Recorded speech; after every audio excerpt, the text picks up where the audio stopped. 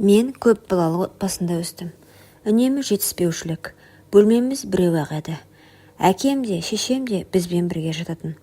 Әр түн олардың сыбырлаған дауыстары мен ыстық демдері бізді оятып жіберетін. Әуелде түсінбедім, бірақ уақыт өте келе олардың не істеп жатқанын көзіммен көрдім. Сол көріністерді көрген сайын жүрегім дүрсілдеп, денем қызып кететін. Қорқатынмын, бірақ көзімді алмай қарайтынмын. Қараған сайын ішімде белгісіз бір құштарлық ояна берді. Өзімді кінәлі сезінсем де, сол сәттер мені өзгертті. Түнгі дыбыстар, ах, ох, ых деген дыбыстар, ата-анамның құшақтасуы, бәрі де есімде мәңгі қалып қойды. Сол кезден бастап менің жанымда балаға тән аңғалдықпен қатар тыйым салынған бір от тұтанып үлгерген еді. Бір күні әкемнің бөлесі маған жақындады. Ол менен 10 жас үлкен еді. Көзінде қатты бір ниет бар екенін түсіндім. Тоңқайып тұр деді ол, даусы күбірлегенмен әмірледі. Қорықтым, бірақ қашып кетуге батылым жетпеді. Жүрегім дүрсілдеп, бүкіл денем қалшылдады. Қарсылық білдіргім келді, бірақ қол-аяғым қатып қалғандай болды. Ол маған тиісіп бастаған жанымдағы қорқыныш пен ұят бар еді. Дегенмен ең қорқыныштысы ішімнен бір жылы сезімнің оянғаны.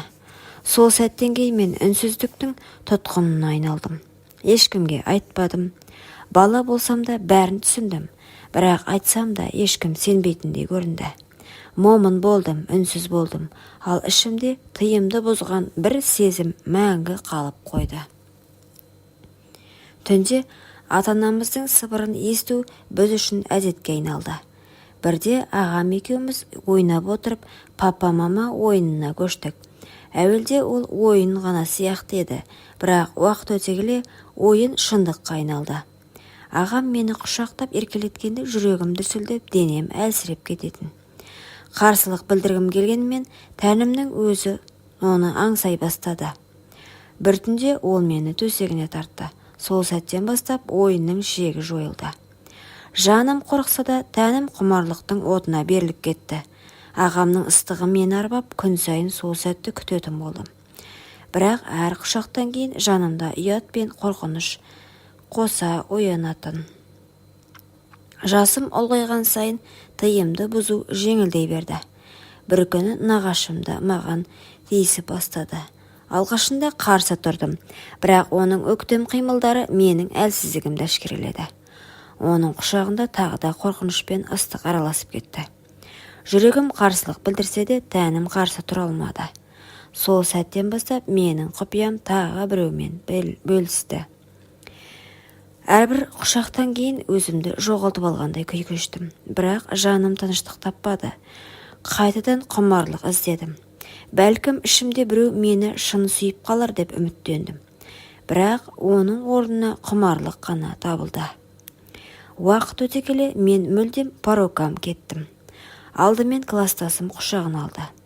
Мектептен қайтып келе жатқанда ағаштың тасасына апарып тоңқайтып итерді. Қолымен белімді, екі омырауымды қысып сүйіп, ыстық демімен мені арбап алды. Қарсылық білдірмедім. Керісінше сол сәттің ыстығына беріліп кеттім. Оны көрген сайын жүрегім дүрсілдеп, денем ысып-суып сала беретін. Сезімге беріліп, ауыл сыртында барып, талай рет көлікті селкілдеткен кездер болды. Көліктің ішінде орындықты қайсайтып, түймелерімді ағытып, төңкерілген екі анарымды баппен сүйе бастады. Мен де қарап қалмай, қолдарым сумаңдап, оның әр жерін сипалап өліп барамын. Сол түні екеуміз таңға дейін махаббатпен айналыстық. Төсекте күшті итерседі дегенді естіген достарды назар аударды. Бірақ сыйлық беріп, бірі жылы сөз айтып, ақыры төсегіне шақырды. Әрқайсысының құшағына кірген сайын жүрегімнен бәлкім осы сүйетін шығар деген үміт оянды.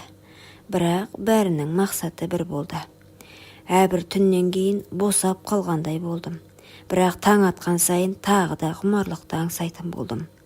Тәнім тоқтамады, ал жаным әлі де сүйіспеншілікті іздеп жүрді. Жасым 19-ға келгенде тағдырымды өзгертетін жанды кездестірдім. Ол 40-тағы жанұялы ер адам еді. Ол жас жігіттерде емес, асықпайды, әр қимылы салмақты. Алғашқы түнінде-ақ ол мені толық қанағаттандырып алды. Мен қарсыласпадым, керісінше соның құшағында өзімді мәңгі әйел сезіндім. Ол маған жылы сөздер айтты, құшақтап жұбатты, әрбір қимылы мені бұрынғыдан да терең құмарлыққа батырды. Оның жанында мен өзімді ерекше көрдім. Кейін ол, егер бірге болғың келсе, тұрмысқа шығасың деді.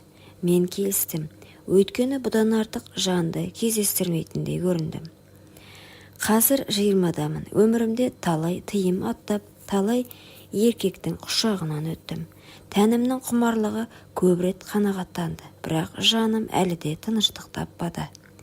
Мен ішімнен бақытты отбасыны аңсадым. Кішкентайымнан бері арманым мейірім мен сүйіспеншілікке толы жанұя еді, бірақ өткен өмірім мені мазалайды. Отбасында жылулықты көрмей өстім. Жанұялы еркектің құшағында жүргенімде жүрегімде екі қатар сезім оянды. Құмарлық пен қорқыныш. Ол мені шынымен сүйеді ме? Әлде мен де оның өміріндегі өткінші сәт болып қала беремін бе? Осы сұрақ мені мазалайды. Бірақ соған қарамастан мен үміттенемін. Бәлкім уақыт өте келе мен шын бақытқа жетермін. Бәлкім құмарлықтан бөлек шынайы махаббатты маған бұйырар. Ал әзірге мен оның құшағындамын, үміт пен қорқыныштың арасында.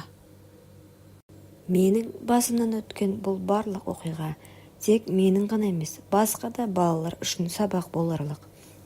Тәрбие тал бесіктен басталады. Ата-ана баланың көзінше тыйым салынған көріністі көрсетсе, бала санасына дұрыс емес әсер етіп, болашағына кері ықпал етеді. Сондықтан өзіңнің жүрегің мен әрекеттеріңді, әр сөзің мен әр ісіңді ойлап жаса. Балаға тек мейірім мен дұрыс үлгі қалдыр. Құрметті оқырман, өмірден алынған сабақ болар оқиғаларды тыңдағыңыз келсе, менің арнама тіркеліп, лайк, комментарий жазып қолдап кетіңіздер. Келесі кездескенше.